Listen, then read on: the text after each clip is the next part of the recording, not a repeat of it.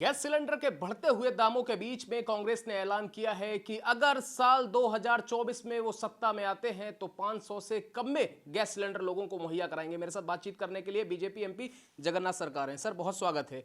मुझे एक बात बताइए, 500 रुपए से कम में गैस सिलेंडर देने की बात कही गई है। नंबर एक बात, इस पर मैं आपका जवाब लूंगा। और नंबर दो, बंगाल के अंदर उज्ज्वला योजना से कितना फायदा मिला है, देश को कितना फायदा मिला है?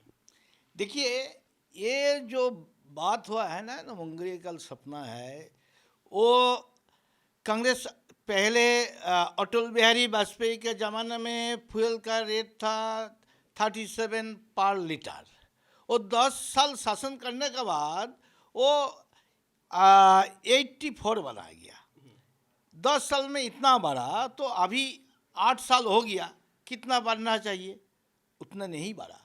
तो इसलिए मैं बोल रहा हूँ, ये झूठा बात है, किसी को उनका ऊपर विश्वास नहीं है।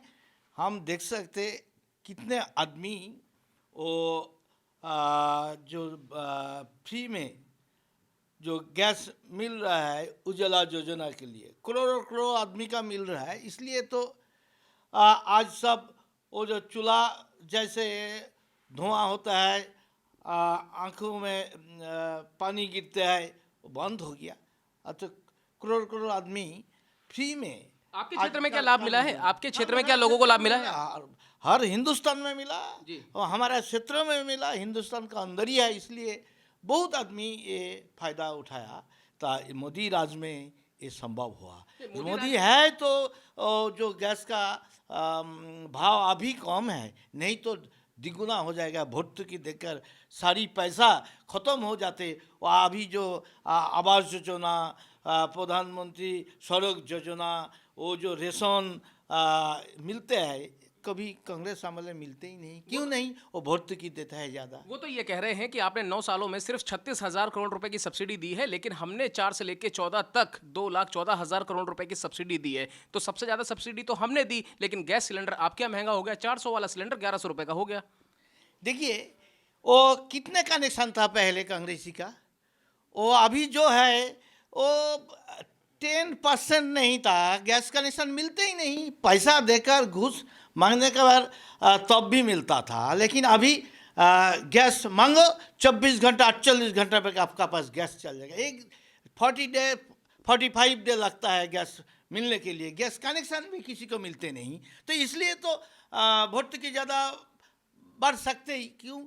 सभी को गैस कनेक्शन मिल गया। इसलिए आखिरी सवाल, 24 में क्या होगा? 24 में आप क्या देख रहे हैं? देखिए, 24 में क्या है, कोई भाजपा विरोधी वाला कोई आदमी नहीं है। वो जो आपके बार ये 400 पार हो जाएगा। नहीं, सिलेंडर भी 400 के पार ही चला गया। नहीं, 400 तो पार सिलेंडर होता है, लेकिन सीट हाँ। तब भी 400 से ज़्यादा मिलेगा। महंगाई असर नहीं डालेगी? नहीं नहीं नहीं, महंगाई नहीं। पब्लिक खुश है, कोई दुख नहीं है इस बारे में। लेकिन सर, एक चीज़ और है, 7.5% का अनएम्प्लॉयमेंट रेट है। बेरोजगारी दर 7.5% पहुंच गई।